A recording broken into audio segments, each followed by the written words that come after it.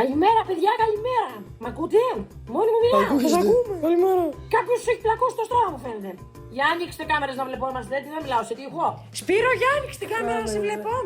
Καλημέρα κυρία, εγώ ευχαρίστω να ανοίξω κάμερα. Δεν έχω καλό σήμα εδώ πέρα λόγω καιρού. Ναι, Σπύρο, γιατί εσύ να την άνοιγες την κάμερα. Εδώ οι υπόλοιποι συμμαθητές πώς έχουν αυτές τις κάμερες. Καλημέρα, παιδιά. Ωραία, σπιτάκια σήμερα, τέλεια, Ο Γιάννης που είναι, τον πήρε ο ύπνος, κοιμάται. Ιωαννίδης. Ωραία, τι αμάρτης, κάτσε να χάσω, δεν έχω μικρόφωνο. Δεν έχω μικρόφωνο. Ναι, σε πιστέψαμε, Γιάννη. Αν δεν μιλήσεις τώρα θα πάει απουσία. Καλημέρα, έλεος, έλεος. Απουσία! Γιατί? Να μιλάς πιο ευγενικά. Λοιπόν, έξω. Καλά. Κωνσταντίνα, Γεια σας. για πες μας λίγο τι είχαμε για σήμερα. Δεν είχαμε κάποια άσκηση για σήμερα. Αλλά πώς γίνεται εμείς έχω πάει εγώ τίποτα, αποκλείεται. Λόγω Black Friday είχαμε εκπτώσει. Συγγνώμη, είχαμε μια άσκηση. Την άσκηση Είπες, Λουίζα? Ευχαριστούμε πάρα πολύ, Λουίζα. Λουίζα μου, ευχαριστούμε πάρα πολύ. Να είσαι καλά στη ζωή σου, πάντα όλα καλά εύχομαι. Έχεις κάνει τουλάχιστον. Ναι, την έχω κάνει. Για πες μας την άσκηση λοιπόν αφού την έχεις κάνει.